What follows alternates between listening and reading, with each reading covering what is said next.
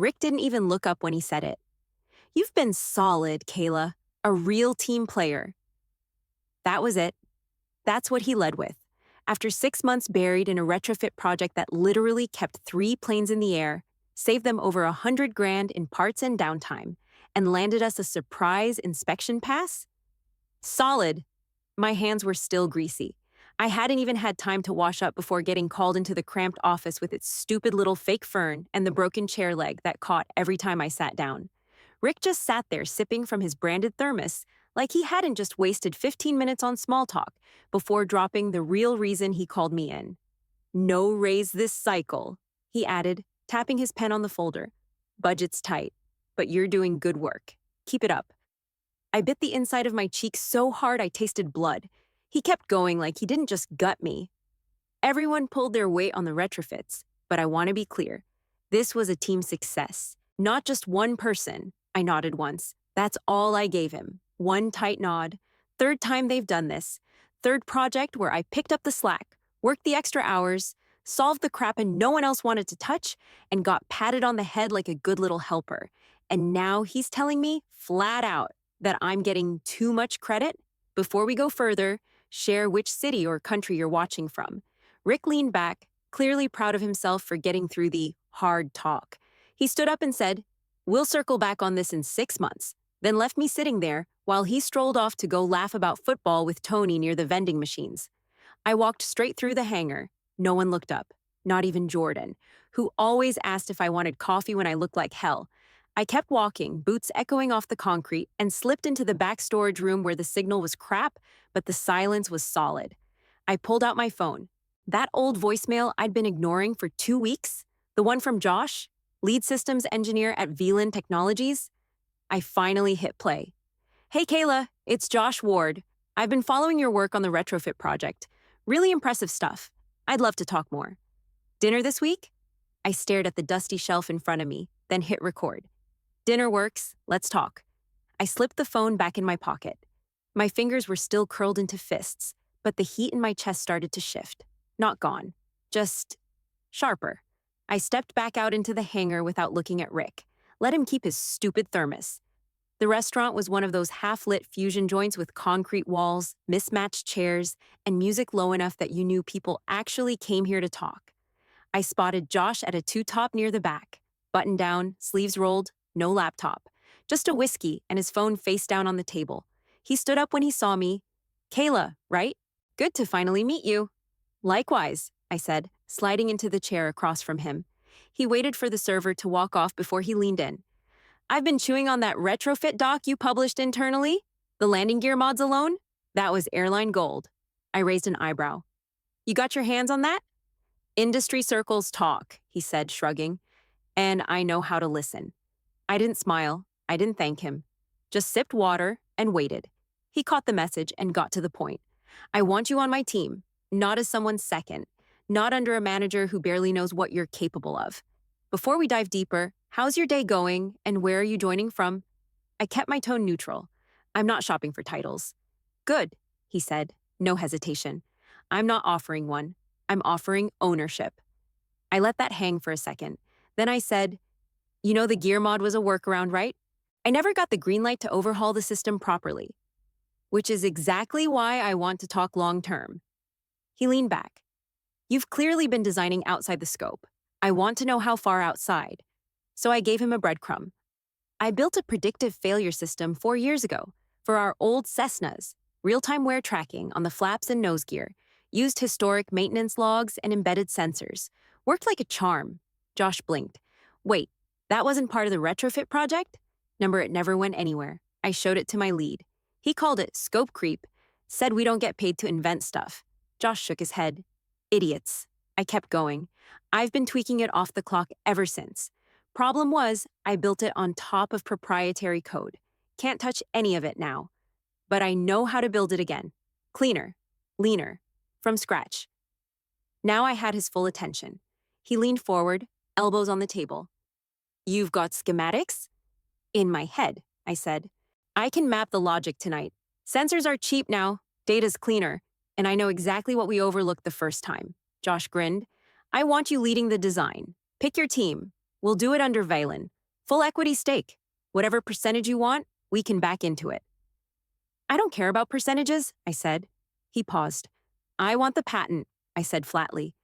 My name. No buried credits, no buried rights. His grin didn't even flicker. Done. You architect it, it's yours. We file under your name, you take the lead. That was it. No back and forth. No, let me check with legal. He just said yes. I glanced down at the menu, but didn't read it. You ever notice, I said, how some people act like you're lucky just to be in the room? All the time, Josh said. They don't expect you to build the damn building. I nodded once. Then finally, I smiled. Good, I said. Let's burn the old one down. We didn't even finish dinner that night. Just paid the check, walked out, and found a late-night coffee place where I started sketching on napkins.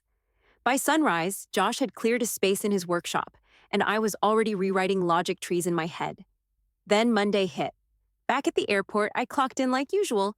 Same coveralls, same cold coffee in the break room. I didn't talk unless someone asked me something direct, kept my answers short, stayed out of the briefings. Rick noticed.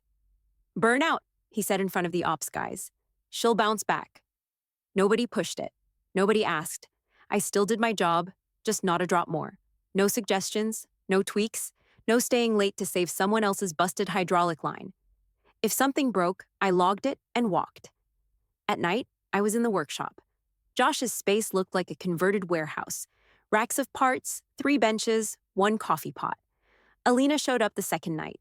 Mid-40s, sharp eyes, steady hands, systems vet. No small talk, just questions that mattered. Why the 2-second delay on the rudder alert? Because the last board we used overclocked the response loop. I'm offsetting it this time. She nodded, adjusted the schematic, and said, Good call. That was the entire exchange. And it felt like respect. Before we go further, tell us where you're watching from today. By the end of week 1, we had the first sensor harness reading clean data off a test arm. No junk code, no bugs. Just raw input, converted in real time. I brought in a patch from a gear timing issue I'd solved 3 years ago. One they told me to log and forget because it wasn't a priority. Let's route the anomaly check through the analog fallback loop, I said during a build night. Alina looked at me like I'd dropped gold. You sure that'll work on low voltage? Positive. I had to do it once on a charter out of Fort Worth. Saved us $3,000 in towing. Josh tapped the board. Run it. We did. It worked. Back at the airport, Rick stopped calling on me during the morning check-ins. He even joked once. Kayla's here physically, mentally. Maybe Denver. Tony laughed. I didn't.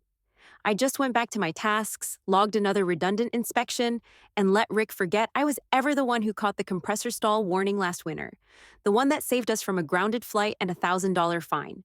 Let him talk. Let him joke. Meanwhile, we kept building. Josh stayed hands-on but let me run point. Alina rewired a power module based on a math error I flagged. Something I'd seen buried in a service ticket years ago that no one ever corrected. Every detail I'd been told was overkill at the airport. Now it was the baseline. No meetings, no red tape, no Rick waving off concerns with, just file it. I hadn't smiled this much in months. By week 3, Rick stopped making eye contact altogether. Didn't ask where I'd been, didn't ask why I was skipping the stand-ups, just let it ride. I did the same. The silence between us, it said everything. We ran the first full test on a retired Cessna we'd picked up dirt cheap from a scrapyard outside Bakersfield. Josh had it stripped, re-rigged, and fitted with remote monitoring. I spent 2 nights wiring the sensor harness myself, double-checked every splice and ground. Alina handled the data relay.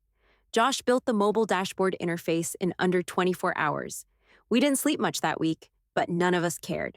The moment we powered it up and started the dummy cycles, the diagnostics lit up like a damn Christmas tree. Only this time, it wasn't noise.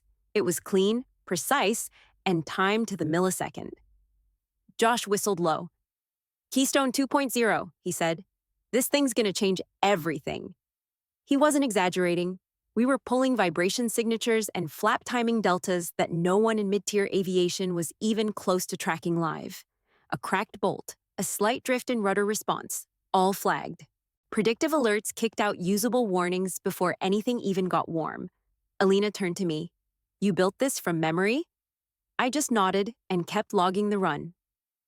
That afternoon, Josh walked the paperwork into legal. His guys filed the provisional patent under my name. My system, my work, filed clean. Every line rebuilt from the ground up. No traces of regional Aerotex trash code, no reused diagrams, nothing tied to their platform. I signed the last page with a steady hand. Then I went to work. At the airport, it was like nothing had changed. Rick still hovered around with his thermos, still made a point of tossing praise at the wrong people. That morning, I heard him brushing off a flagged maintenance ticket. Too many sensors, too much code. These updates are over-engineered. The guy writing the ticket was new. He just nodded like Rick knew better. Later that day, I passed Rick in the hallway. He was on a call, laughing into his headset. "She's checked out," he said. "Used to be sharp, now she barely talks. Shame." I kept walking, turned into the maintenance cage, and pulled up the ticket history on my tablet. The one he'd just dismissed, I'd written it. It flagged a legitimate fault in a backup power module, same kind that failed last year in New Mexico, and grounded a flight midboard. I exported the ticket chain, screenshots included, and dropped it in a private folder on my drive. Titled it Receipts. Quick note: before we move on, share what city or country you're watching from today. That became the routine. Every diagram I was told to revise without reason, archived. Every Slack message where Rick second-guessed my calculations without reading them, saved. Every corrected issue that got rerouted to someone else's name on the report, documented. At VLAN, we were already running version 2 of the system. Faster relay, lower power draw. Alina pushed the board spec up a notch, and I rebalanced the alert tolerance. At the airport, Rick assigned me parts inventory counts. I did them. Quiet, accurate, forgettable. Then I went home and rewrote flight safety from scratch. Let him talk, let him joke, let him pretend I was gone. I wasn't gone. I was watching. 3 weeks later, I was walking through the main floor of the Western Aviation Summit in Long Beach, hair down, badge flipped, labeled as Independent Systems Advisor, which technically wasn't a lie. I didn't head for the big displays. I kept to the mid-tier booths, startups, part suppliers, regional buyers. The noise was thick, but I liked it. No one was paying attention to me, and that was exactly what I wanted. Near the back, I stopped at a small networking table for coffee. That's where I met Harold. Gray jacket, Bluetooth headset looped around his neck, Blue Axis Airlines badge front and center, procurement director. That name had come up in 3 different strategy meetings back at the airport, the kind of whale Rick would have sold his SUV to impress. He gave me a polite nod. "You with a supplier?" "Advisor," I said. "Tech and systems mostly." We sipped burnt conference coffee for a minute, then he tilted his head and said, "You look familiar." I shrugged. "Maybe." "You ever do work with Atlantic Charter?" "A while back." His eyes narrowed slightly. "Fleet logs. You're the one who cleaned up our cross-region maintenance records, aren't you? 2 years ago?" "Yeah," I said. "That was me." He gave a small laugh. "Damn, I remember that report. No one had ever flagged the life cycle mismatch on the CRJs before. You saved us a nasty recall." I shrugged like it was no big deal. It had taken me 2 weeks of overtime and 2 managers who rolled their eyes every time I mentioned the data drift. "Before we keep going, tell us which city or country you're watching from today." Harold leaned in a little, curious now. "So who are you with?" I kept it casual. "Not with anyone. Consulting." He nodded, still studying me. "You've got a sharp eye. That project you cleaned up, it wasn't part of your job title, was it?" "Nope." He smiled. "Thought so. That's when I dropped it." "What would your department pay," I asked, "for a real-time, zero-delay predictive failure overlay? Clean sensors, live tracking, no lag, no guesswork. Something that flags mechanical issues before the crew even hears the noise?" His whole posture changed, not a flinch. More like someone just cracked open a door he didn't realize was there. "You've got something like that?" I didn't answer, just sipped the last of my coffee, then said, "If you're curious, talk to Josh Ward, Chief Engineer, Valen Technologies. He opened his mouth, maybe to ask more, but I was already setting my cup down. "Nice meeting you, Harold," I said, and started walking. I didn't look back. Didn't need to. I knew that look on his face. It was the look of someone who just realized the person his competitors had ignored might be sitting on something too important to miss. I sent the email on a Tuesday morning. Subject: resignation body, effective Friday. No transition needed. Thank you for the opportunity. 3 lines. No attachments. No goodbye post on Slack. I knew Rick wouldn't see it right away. Tuesdays were his donut run with Brent. He usually skimmed his inbox mid-morning, one eye on his phone, the other on whatever he was chewing. Sure enough, 2 hours later, I got the reply. Wishing you the best, Kayla. Let me know if you need a reference. No punctuation, no signature. Just enough to check the box. I didn't answer. Friday came. My badge beeped red at the gate. No warning, just deactivated. I turned around, tossed the lanyard in the drop bin, and didn't look back. Brent told the team I'd finally burned out, then shrugged like it was bound to happen. A few people messaged me to ask what happened. I didn't respond. Let them draw their own lines. That afternoon, I logged into Zoom from my apartment. Coffee mug, tablet, full demo queued. On the other side of the call, Harold sat up straight in his office chair, tie loose, sleeves rolled, eyes locked on the screen. I walked him through the live model, data feed, fault simulation, instant alerts, minimal lag, clean proprietary code. He didn't interrupt. Halfway through, he leaned back and said, "This is yours?" "Built it myself," I said. "With a team, but the core logic's mine." He nodded slowly. "And it's not tied to your former employer?" "Filed clean," I said. "Nothing reused, all new architecture." He was quiet for a second, then said, "We'd need an NDA before we even breathe this internally." "No problem," I said. "Already drafted." Quick pause. "Where are you watching from right now? Drop your city in the comments." Josh sent the doc over mid-call. Harold read the first 2 lines and said, "I'll have legal sign this by close of day." When the meeting ended, I didn't log off right away. I opened the shared folder on VLAN's drive. VLAN/client/Blue Axis. There it was, a fresh file, a Blue Axis NDA signed.pdf stamped, dated, confirmed. It was real now. No more prototypes, no more second lives behind a hangar. I sat back in my chair, breathing in the silence. No thermos jokes, no eye rolls, no Rick hovering like a seagull every time I opened my mouth. They'd never see this coming, and I wasn't going to tell them. Not yet. The first crack showed up in an email chain I wasn't on anymore. Blue Axis pulled out of their quarterly renewal meeting with Regional Aerotech. No warning, no reschedule. Just a vague one-line reply from procurement, "We'll revisit later in the fiscal year." Rick blamed bureaucracy. "They're just shuffling priorities," he told the team. "Big companies do this all the time." Nobody panicked. Yet. Then a second client went quiet. Smaller one, a freight outfit out of Colorado Springs. They'd been steady for years, suddenly stopped replying to service extension quotes. By week's end, people started whispering. I got a message from an old coworker. Just one line. "You at Velen now?" I didn't answer. Rick heard the name float through the break room one afternoon. He laughed loud enough for everyone to hear. "Velen, please. Bunch of hobbyists burning VC cash. Their tech's a toy." That same day, I was in Velen's workshop with Alina and Josh, locking down the product stack. We'd finished the V3 board 2 days earlier. My redundancy protocol was now the default structure for the entire failure predict system. The thing they told me was too risky. Now it was Velen's core product. Alina passed me a tablet. "One last change to confirm before we file. You want the fallback delay at 2 seconds or 1.5? 1.5, I said. No hesitation. It flags the issue sooner. Josh looked up. "Ready to push?" I opened the final patent document. My name at the top. System overview, schematics, test logs, all ours, all clean. I hit send at 11:43 a.m. sharp. Patent filed. Public timestamp, locked. 3 hours later, back at Regional Aerotech, Rick stood next to a junior tech in Bay 3, reviewing a feature ticket I'd written a month before I left. It flagged long-term sensor drift in auxiliary systems. He stared at it, rubbed his jaw, then said, "Table it." Not a priority. Redundant now. He wasn't wrong. Velen had solved it already. Before we go further, who's watching from overseas today? Drop your country in the comments. Inside Velen, things moved fast. Josh's phone was buzzing with LinkedIn hits and press inquiries. Alina was already drafting internal documentation for client onboarding.